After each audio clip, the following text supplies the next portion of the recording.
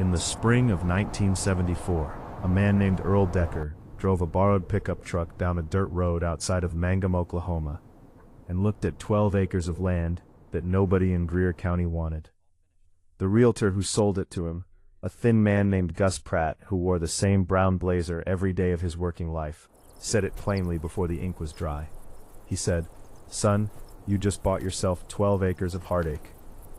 Earl Decker had come home from Vietnam in 1971 with a bad left knee, $240 in savings, and a particular kind of quiet that the men who hadn't gone overseas could never quite put their finger on. He had grown up in Mangum. His father had worked the grain elevator. His mother had kept a garden behind the house, tomatoes, okra, green beans that she put up in mason jars every August. Earl had wanted to farm since he was 8 years old. The war did not change that. If anything, the war made it more urgent. There is something about watching a country tear itself apart that makes a man want to come home and grow something. The 12 acres Earl bought were what locals called hardpan land.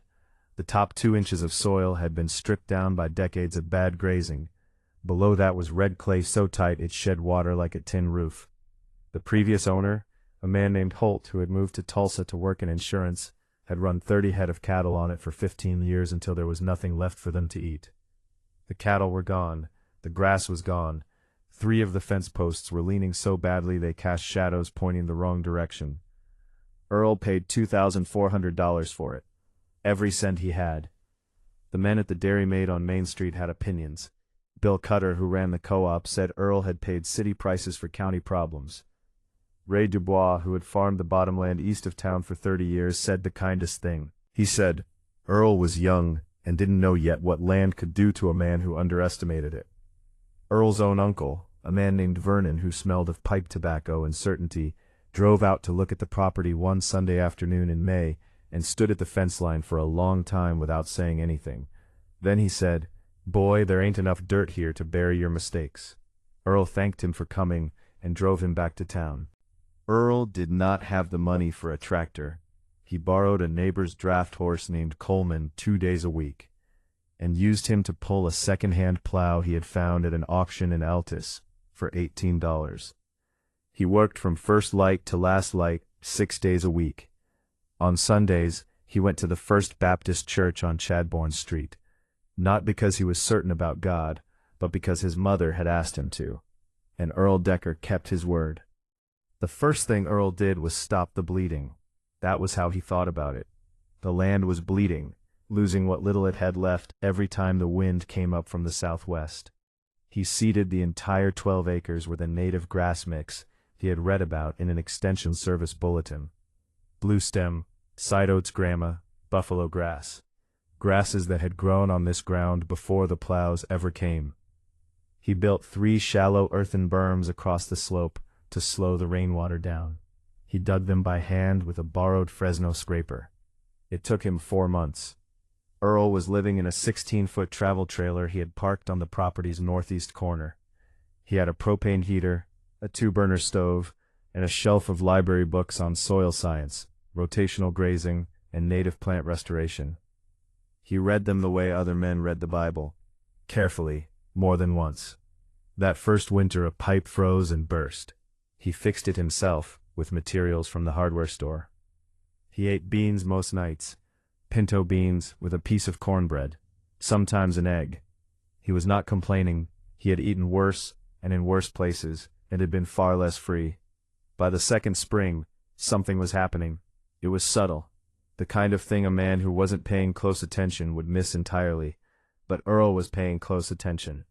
The buffalo grass had taken hold along the south berm, not thick, not yet, but present, rooted. When the April rains came, the water slowed at that berm instead of racing downhill and taking soil with it. Earl walked out in the rain specifically to watch this happen. He stood in the field in his hat and his good boots, in the rain, watching water slow down, and he felt something he hadn't felt since before he shipped out. He felt like things were going in the right direction. In the fall of 1976, Earl bought his first cattle. 4 cows and a bull. Hereford crosses, nothing fancy, from a dispersal sale outside of Elk City. He paid $610. He had saved that money over 2 years by working part-time at the co-op loading trucks on Saturday mornings. He brought them home in a borrowed stock trailer and stood at the gate of his newly fenced pasture and watched them walk onto his land for the first time. The grass was thin.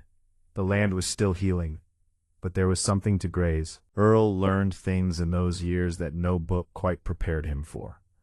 He learned that land has a memory, that soil which has been abused does not forget easily, but it forgives if you are patient enough and humble enough to let it. He learned to read the grass the way his father had read the grain market, as a system with its own language, its own signals, its own way of telling you what it needed.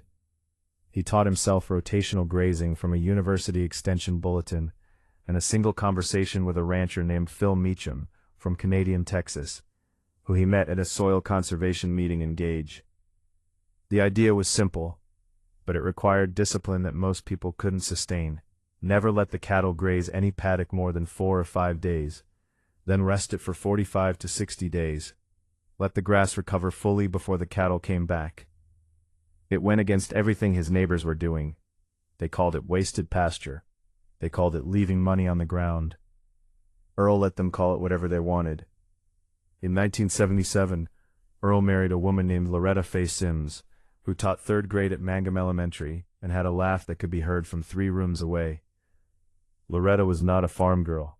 She had grown up in Weatherford. Her father had sold insurance, but she had looked at what Earl was building, really looked at it, walked the fence lines with him, listened to him talk about the soil and the grass and the cattle, and she had decided that a man who cared this much about a piece of broken land was a man worth betting on. Loretta moved into the trailer with him. She did not complain about the trailer. She put up curtains and planted 4 rose bushes beside the door, and said they would build a house when the time was right. She kept her teaching job. Her salary kept them in groceries and propane and boots, and kept Earl from having to pull money out of the land before the land was ready to give it. He would say it plainly 30 years later. He would say, without Loretta's paycheck, I would have had to sell cattle before they were ready. And if I had sold cattle before they were ready, I would have sold the future to pay for the present. He would say it like a man who had thought about it many times. The summer of 1980 was the hardest year. A drought came down from the northwest in June and didn't let up until October. The stock pond went to mud by July. The grass in the ungrazed paddocks went dormant and brown. Earl hauled water. He did it every day, with a 500-gallon poly tank in the bed of his truck, driving to the rural water district connection 3 miles away and back. He reduced his herd, sold 8 cows he wasn't ready to sell. He sat with each one in the chute before the buyer's truck came and said something quiet to them that nobody else could hear. Loretta asked him one night if he wanted to sell. He was quiet for a long time. Then he said, "The land is doing what land does. It's testing whether I deserve it." By 1983, 9 years into it, Earl's 12 acres looked like a different planet from the land Gus Pratt had sold him. The hardpan was gone. Not everywhere, not completely, but the topsoil had rebuilt itself by nearly 2 inches in the areas with the best grass coverage. 2 inches. It had taken 9 years, and it would take 20 more, but it was coming. The stock pond held water again, fed by runoff that the grass now slowed and captured instead of shedding. Earl had 23 cows and 2 bulls. He was running them on a 6-paddock rotation that he had refined over the years, adjusting the timing based on rainfall and grass height and what he described as the look in the land's eyes. Ray Dubois, the man who had farmed the bottomland east of town, the one who had said the kindest thing about Earl 9 years earlier, came by one afternoon in August of 1983. He stood at the fence line for a long time. He watched the grass moving. He watched the cattle moving slowly through their paddock, unhurried, the grass around them thick and tall. Then he looked at Earl and said, "How'd you do it?" It wasn't a question. It was something older than a question. Earl told him everything. He talked for 2 hours standing at that fence. He showed Ray his paddock maps, his grazing records, his soil notes going back to 1975. Ray drove home and called his son in Amarillo that night. He said, "There's a man down the road that figured something out. I want you to come see it. They built the house in 1984. Not a big house. 1,200 square feet, 3 bedrooms, a kitchen big enough for a table where 6 people could sit, a front porch facing west, which was Loretta's requirement because she wanted to watch the sunsets over the pasture. Earl built most of it himself, with help from Ray Dubois and 2 other neighbors on the heavy framing days. Loretta chose the paint. She chose a white so bright it could be seen from the county road. She said, "I want people to see that something is here, that somebody made something." Earl rarely talked about Vietnam. When he did, he was brief and matter-of-fact in the way that men who have seen too much sometimes are.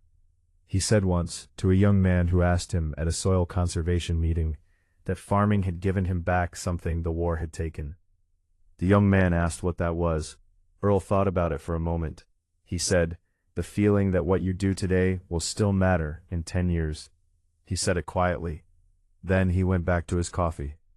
By 1990, Earl Decker's 12 acres had become 67. He had bought the adjacent parcels as they came available, slowly, carefully, only when the ranch could absorb the cost without strain. Each time he bought new land, he treated it the way he had treated his first 12 acres, as a patient in recovery. Rest, native grass, slow water, time. The county extension agent, a young woman named Beth Carver, who had a master's degree in range management from Oklahoma State, drove out to Earl's place in 1991 to see what she had been hearing about. She spent 4 hours walking the pastures with him. When she left, she called her supervisor in Oklahoma City and said she wanted to bring ranchers from 3 counties out to see this operation. Her supervisor asked if it was really that notable. She said, "It is the best example of native grass restoration on degraded hardpan that I have seen in this state." Earl started hosting pasture walks in the spring of 1992. He charged nothing. He fed people lunch. Loretta made a big pot of beans and a pan of cornbread every time. And he walked them through everything he had learned. He said, "This land will work for you, but it won't be rushed, and it won't be fooled." More than 40 ranchers came through those pasture walks over the years. Some drove 3 hours. Several went home and changed how they managed their own land. A few changed everything. One young man, a 23-year-old named Marcus Webb from Beckham County, who had inherited his grandfather's failing ranch, came to a pasture walk in 1995 and spent 6 hours asking Earl questions.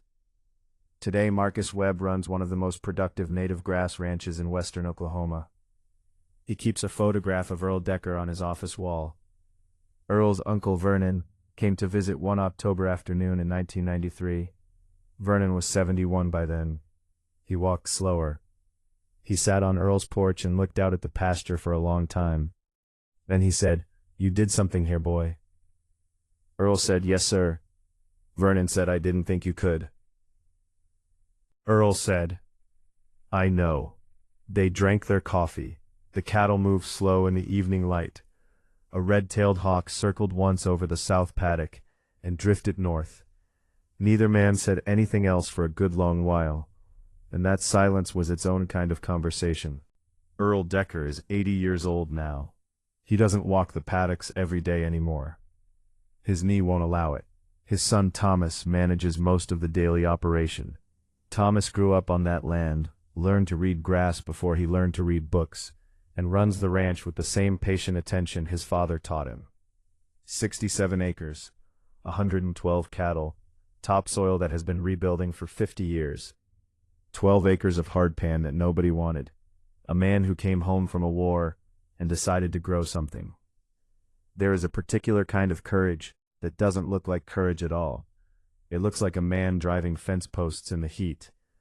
It looks like hauling water in a drought that won't end. It looks like reading soil bulletins by lantern light in a 16-foot trailer. It looks like staying,